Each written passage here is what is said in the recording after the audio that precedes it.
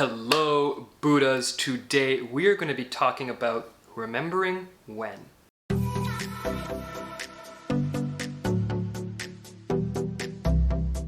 Now, Buddhas, before we get started, I've got to let you all know I've got a playlist down below with about 150 Buddha Billionaire videos that if you binge watch will accelerate your spiritual awakening. Now, Neville Goddard, which we have talked about before in that same playlist. Go check it out. Neville Goddard is probably the absolute forefront of imagination creating reality. But that was kind of like 50, 60, maybe 70 or so years ago when he was really getting started. And in the late 60s, early 70s, around that time when he passed, he was talking about a mansion which he had visited in a dream. And in that mansion, he saw an older man with his son and his son's son. And the old man was saying, "I remember when this was an empty lot." When you fully process what is happening, your game will change. Yes, this is a game. If you can be on a spot that has absolutely nothing going on.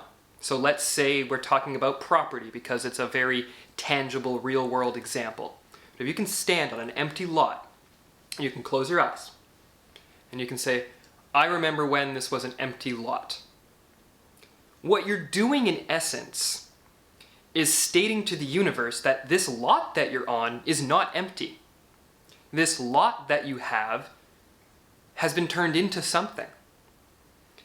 And if you are the one, the seed planter, and you're saying, okay, this empty space that I have now, I can envision the mansion that I want to have, or the hotel, or the store, or the airport, or the whatever you want to manifest into that spot. If you can tell the universe that you remember when it was empty, what you're doing in essence is implying that it is no longer an empty lot. It is a filled space. And this is so incredibly powerful and beautiful because what you're doing in essence is projecting yourself into the future and reminiscing about a past. But the past that you're reminiscing about is your current present now, which you are projected into the future and thinking about. So if you do this in a place, let's say you own a piece of property and you want to build a home on it.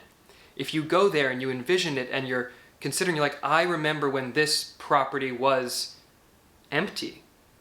And then you take that precedent, that moment, to imagine and build the building, the home, the thing that you want, then what you're doing in essence is providing the blueprint for the universe to come and fill in the rest.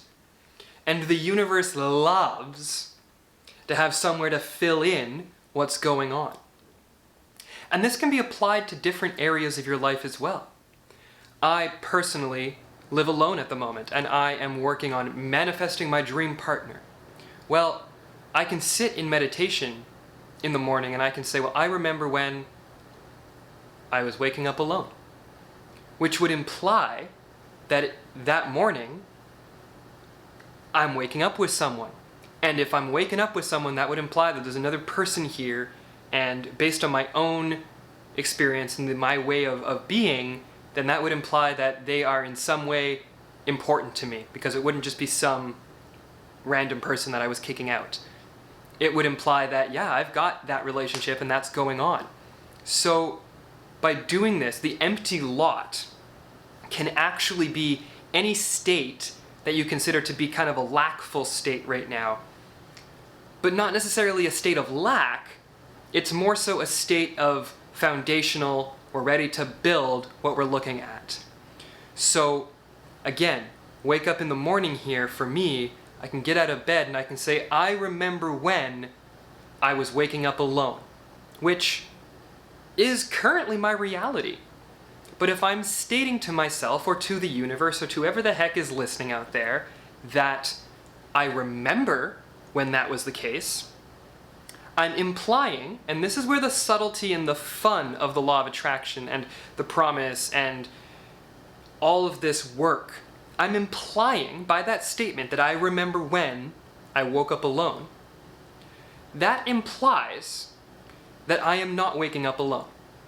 And I realize, Buddhists, that this means that you kind of gotta fake it till you make it a little bit and ignore the outside reality and go inward and all these different things that at first sound like they're a little bit crazy and a little bit out there and a little bit, well, I can't do that, I'd be uncomfortable. But when you start to apply this stuff and you start to practice it and you start to make it that set point that, no, I do remember this, and I can remember now a state where I didn't have a camera. I remember when I didn't have a camera. And I was making these YouTube videos just on my iPhone front-facing camera. And that didn't feel right, and the quality wasn't quite where I wanted it to be.